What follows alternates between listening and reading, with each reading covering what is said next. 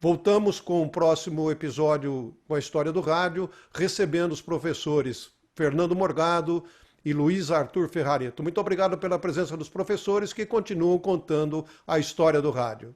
E olhando esses lados, essas facetas, né, a gente novamente mergulha no passado como referência para o futuro. Professor Fernando Morgado, qual a importância do rádio, da transição do rádio das Copas do Mundo? Que poderia nos relatar, professor Fernando Morgado? A importância do rádio esportivo, ela vai além do próprio rádio, porque a construção do futebol como uma modalidade esportiva, praticamente a única modalidade esportiva que a massa gosta, essa construção ela passa fundamentalmente pelo rádio, junto com a mídia impressa, né? Mas o rádio ele é fundamental porque ele democratiza o futebol, que era um esporte de elite. Então, o rádio ele traz o público que não ia aos estádios por qualquer razão para acompanhar esses jogos. E daí você tem uma evolução de linguagem, né? Nicolau Tuma, que coloca a velocidade, né? O speaker metralhadora, um estilo, uma plástica que até hoje é acompanhada. O Blota Júnior, em São Paulo, ele modifica os intervalos dos jogos, deixando de colocar disco gravado, música gravada, para botar comentário. E até hoje esse é o modelo que a gente adota, né? Comentários, às vezes, de 10 minutos preenchendo um intervalo de partida.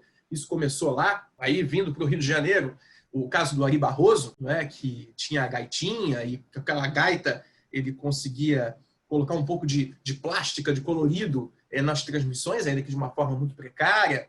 Vindo para tempos mais recentes, Valdir Amaral, Jorge Cury, José Carlos Araújo, Luiz Penido, em São Paulo, o Osmar Santos, esse ícone inesquecível, né, que precisa ser sempre lembrado quando a gente fala de rádio esportivo, figura genial que renovou, trouxe também o aspecto político para as transmissões de esporte, mesmo com toda a questão da censura. Ou seja, a gente tem um contexto em que o rádio ele cumpre um papel fundamental para a popularização do esporte. Nas Copas do Mundo, você bem citou, eu acho que o grande... Tem dois momentos que eu considero fundamentais, né? Primeiro, a Copa de 50. A Copa de 50 e a narração do Luiz Mendes, na época para a Rádio Globo, quando ele narra a final no Maracanã e narra o gol do Uruguai com várias inflexões diferentes. Ele fala simplesmente gol do Uruguai com cerca de 10 inflexões diferentes. E a Copa de 58, eu destacaria também com a cadeia verde e amarela Norte-Sul da Rádio Bandeirantes, que acabaria se transformando também numa tradição, né? E até hoje a Bandeirantes faz menção a essa marca, né? Cadeia verde e amarela, para a formação de rede no futebol, com uma audiência incrível, num tempo em que a televisão ainda não transmitia as partidas ao vivo da Copa do Mundo.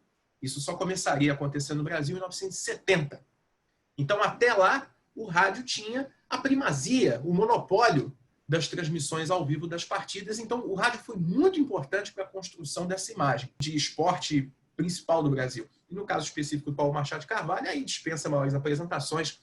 Ele foi o chefe das delegações do Brasil nas Copas de 58 e 62, foi presidente de São Paulo, presidente da Federação Paulista, e teve a sorte e o privilégio e a raridade de ter um estádio com o nome dele antes mesmo de morrer. Então, isso mostra a força que o Paulo Machado de Carvalho e que a própria rádio e depois a TV Record teriam na construção do futebol no Brasil.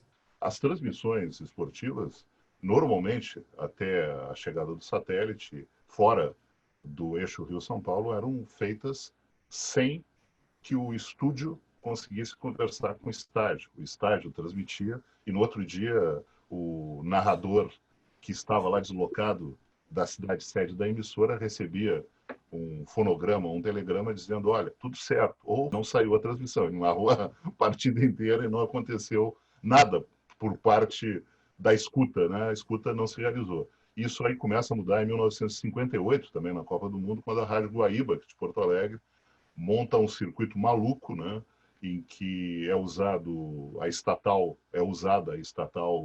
suíça de transmissões, né, de telefonia, faz a conexão da Suécia para a Suíça, né, normal, por telefonia, e de lá vem por um tipo específico de ondas curtas para Porto Alegre, e de Porto Alegre se retransmite o sinal até Berna, na Suíça, para que chegue na Suécia e se consegue conversar estúdio com estádio, né?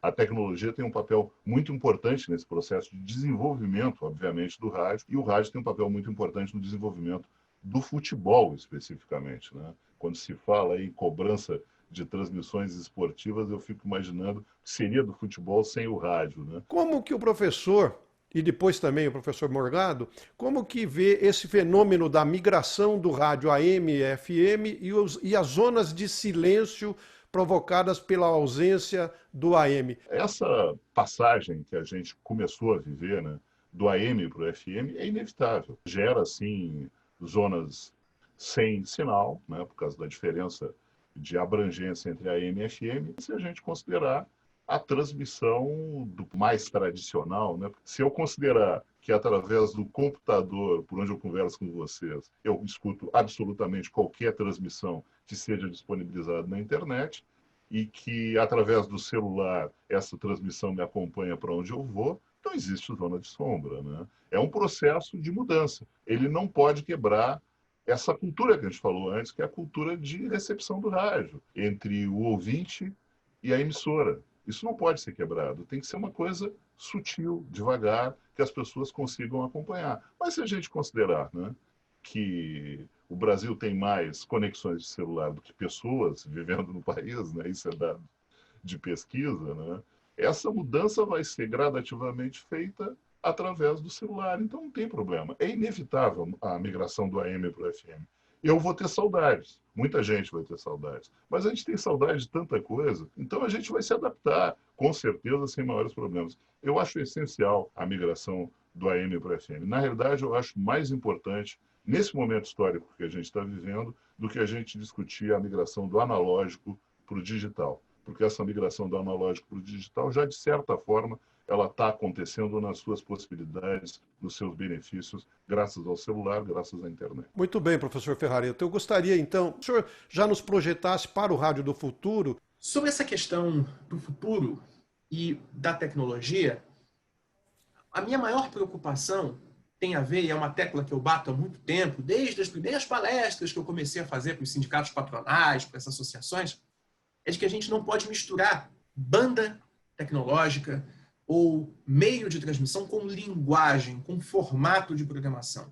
Independentemente da forma que for, do jeito que for, pela tecnologia que for, o rádio continuará sendo relevante. O rádio, ele é a prova viva, mais contundente de que meios não morrem. Já juraram o rádio de morte 1000 vezes. Às vezes usam como argumento, inclusive, por exemplo, a própria mudança do AM para o FM. E aí falam, tá vendo? O AM está morrendo, então o rádio está morrendo. Não, da mesma maneira como as ondas curtas já tiveram um papel ainda mais relevante do que tem hoje, e o AM está aí também, o FM, a gente tem o rádio híbrido, isso é revolucionário. Quer dizer, o rádio ele tem essa capacidade de se renovar, e essa capacidade será cada vez maior conforme se deixar claro que rádio, instituição cultural, isso sobrevive às mudanças tecnológicas. A gente tem que estar atento a essas mudanças, elas ajudam a definir o meio, elas promovem a experiência e democratizam o conteúdo. Mas o conteúdo e essa experiência social, cultural, identitária, ela é eterna.